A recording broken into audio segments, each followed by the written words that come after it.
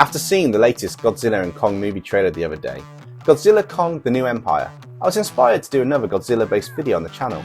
Last time, it was Godzilla and Monster Hunter monsters combined, which had some awesome results. Before that, it was the Godzilla Design Challenge. With that said, I want to do something different this time. I'm branching to something I haven't done on the channel before, but I've been wanting to do for a while now, and that is cyberpunk. So for today's video, we're taking monsters from Godzilla and Kong, and we're going to turn them into cyberpunk humans. Let's bring these illustrations to life. New Hollow City, the year 2077. Over the last 100 years, humans, or surface dwellers, have spread their reach into our once mystical land. Many of the tribes and species in Hollow Earth have been forced to hide their bloodlines and lineage. Others were left with no hope but to watch as the clans were drove to the brink of extinction. It's been 50 years since New Hollow City was completed, and in this strange dystopia that now exists, it's become the playground of those Hollow Earthers that remain. As with the humans, not all of the species in Hollow Earth are friendly. Many are filled with as much hatred for humans as they have for each other. There are several factions that use this to the effect of causing chaos and mayhem. However, there are those natives to Hollow Earth that still honour the ways of old, and despite everything the humans have done, they protect the innocent members of humanity. One of these is the last of his kind, a once misunderstood Hollow Earther whose bloodline goes back to the Age of Titans. He still travels, protecting those who are innocent regardless of being human or Earther. He takes on those who are causing chaos and mayhem throughout New Hollow City. Personally, I think he's a bit of a righteous show-off, not caring much about the damage he causes. He's been the cause of the destruction for most of Sector E. Once a beautiful sector, it was destroyed by a malicious and ruthless faction of Hollow Earthers who go by the name of Knights of Ghidorah. Despite this, Zil, as he's known to those who know his identity, he's a bit of a show-off, as I said earlier. He's got a fair bit of strength, and to his credit, though I hate to admit it, he isn't too bad a fighter. I even went toe-to-toe with him a few times. Currently, we're at a draw, much to my frustration, but I'll get him next time. Oh, and he seems to be a bit of a pretty boy, as he doesn't seem to age. Might be immortal, but with the tech about nowadays, his implants could be the cause of this. Everyone nowadays seems to have some form of augmentation. It doesn't matter if you're human or Hollow Earther. It seems that there is an augmentation perfectly fit for you. As you can imagine, this made violent acts and crime run rampant in New Hollow City. And as I mentioned before, the main faction responsible are the Knights of Ghidorah, Hollow Earthers who lean more towards their primal bloodline for their augmentations, becoming more monstrous and taking on the appearance of a cyber-like kaiju, as the humans called our kind. Most choose to blend in with the humans, and in some sectors, there is peace and tranquility between the two races. But that's not an issue for Zil. His ability to cause destruction is on a whole other level, mainly because of his bloodline and the enhancements by his augmentation. Zil has an ability that is, how to describe it? His strongest attack is a blast of intense heat and energy from his mouth, like well, the humans used to call it an atomic breath. Hate to admit it, but his augmentation to enhance it looks supreme. The guy's back glows as he begins to build up the blast, and it lasts for ages.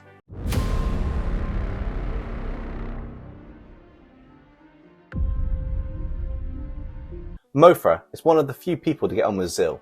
They seem to have a connection of some kind that goes beyond the normal for two Hollow Earthers. In fact, it's almost like it's in their bloodlines, to be drawn to each other, and I guess the legend of both their clans is true.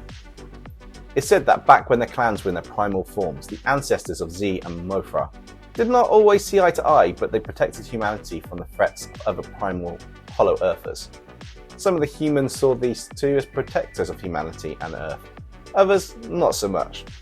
You might have guessed from her name, but Mothra is a descendant from Mothra, a giant Moth Kaiju who was seen as a divine being by humans a long, long time ago. Although she does have some of the abilities of her ancestors and her clan, even if she has augmented them a little bit in this era. As with all her clan, Mothra can fly. Using her cyber wings, she's faster than anything else I've seen in New Hollow City. She also has a clan's native ability that's a kind of thermal vision, and she enhanced this with augmentations, allowing her eyes to see several spectrums as well as the original thermal spectrum. This has proved incredibly helpful in helping Zil against the Knights of Ghidorah. Despite her dealings with Zil and the Knights of Ghidorah, Mothra is popular with Hollow Earthers and the humans in New Hollow City. Might have something to do with how she cares for those in the city who aren't as well off as the clans of Hollow Earthers under the Ghidorrean rule. As with her clan, She is kind towards humanity despite how cruel humans can be. She has a massive following from both races, mainly due to her career as a singer. Crowds from all over flock to see her perform. Her shows are prime and to the next level. She uses her body's ability to use bioluminescent. She changes the colour of her body to match in with the vibrancy of the lights on stage. Don't let this fool you though. The humans have a saying that has stood the test of time. How does it go again? Oh, right. How have no fury like a woman scorned? For humans, it doesn't seem to be so bad in my opinion. But with a hollow earther, the phrase is an understatement. Mothra has a few abilities to help her, and she's a skilled fighter. First of all, it's a silk attack, and she can spit silk at enemies. It's a bit disgusting till you get used to it, but it's super sticky stuff, and it can even hold some of the more powerful and strongest hollow earthers in place for a short time.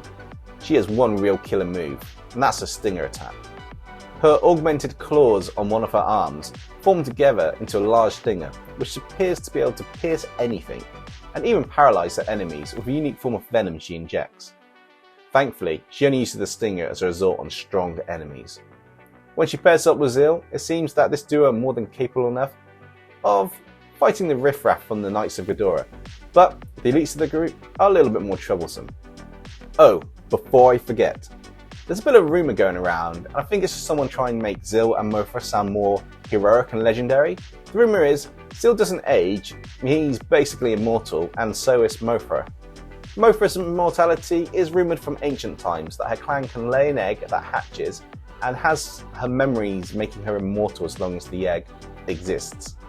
I think it's all hype, but I have noticed that Zil and Mothra don't seem to age much, even when compared to hollow earthers, and we do often have larger lifespans than humans.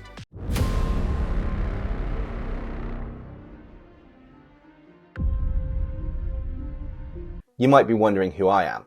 The one telling you about Zil and Mothra. Well, I'm from a clan of protectors of humans. Since back when Zil and Mothra's Titan ancestors were protectors, by keeping the entrances of Hollow Earth guarded from the Titans and monstrous creatures, at least by human eyes. They were trying to breach into the surface world. Titans such as Skullcrawlers, nasty clan that one, short-tempered even more than me. Not to mention, they're extremely hostile towards anyone, even the weak members of their own clan. My clan and Zil's didn't see eye to eye. There was a history between the ancient ancestors of both Zil's and my clan, and it wasn't until the last few surviving members back then faced a common enemy, my ancestor returned to the Guardian Throne in Hollow Earth, and he found an axe with a scale from Zil's ancestor. Yes, I did say scale. One of Zil's ancestors had lost the scale with an unknown energy source around it, unlike anything humans have ever seen. Apparently, one of the tales handed down in my clan claims that the humans made a mechanical version of Zil's ancestor, using the remains of one of the heads from the ancestor of the leader of the Knights of Ghidorah. The evil energy left somehow managed to keep its consciousness and take over the mechanical monster. What followed was my ancestor and Zil's joining forces against the threat, eventually beating it and gaining a mutual respect for each other. Since then, our clans have worked together from time to time to protect humanity from the numerous primal Hollow Earth threats. Although we still don't see eye to eye, our clans do work together to keep the peace in New Hollow City. It helps that over time, my clan became immune to Zil's atomic breath to the point it just singes us a little bit. I can also absorb the attack and redirect it through my hands. My augmentations allow me to amplify the force, making the blast from the energy I absorb really prime. Being a Hollow Earther and from a protector's bloodline, I have a few more abilities that are useful when protecting the humans and innocent Hollow Earthers in New Hollow City. Firstly, like most Hollow Earthers, advanced strength is a given, but my bloodline is one of the strongest in terms of raw physical power. It comes in extremely handy in a wide range of situations as well as fights. More importantly than just having raw power is I can take a hit. My clan is rather muscular underneath our skin or augmentations, and it helps us to protect from a wide range of attacks and impacts. Although it still hurts quite a fair bit, much to Zil's amusement as we fight. The only other bloodline ability of my clan is a resistance to radiation. We're immune to some, but we have a high resistance to all types, partially thanks to my ancestor and Zil's working together. I'm not going to thank him for it though. The last one is more an innate instinct when fighting. I like to solve problems, and when fighting, or in a tough situation, I can work out how to handle it. This has come in handy against the Knights of Ghidorah on more than one occasion, when they've tried to trap me and Zil. It's been a while since they tried to do that though. Last time we took out their base of operations in Sector J. I'll tell you more about the Knights of Ghidorah another time. I'm late to meet up with Zil to find out who's stronger. I'm not keen on it being a draw. Oh, you want to know my name?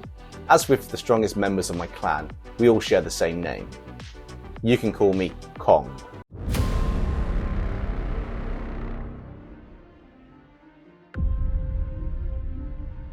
What can I say about this one? I really enjoyed doing the whole cyberpunk theme, and I think the vibrant colours really make the images pop. And hopefully you guys enjoyed it as well. If you did, why not consider leaving a like or subscribing so you can stay up to date when more videos like this come out? But more importantly, the key question, did you guys enjoy today's video?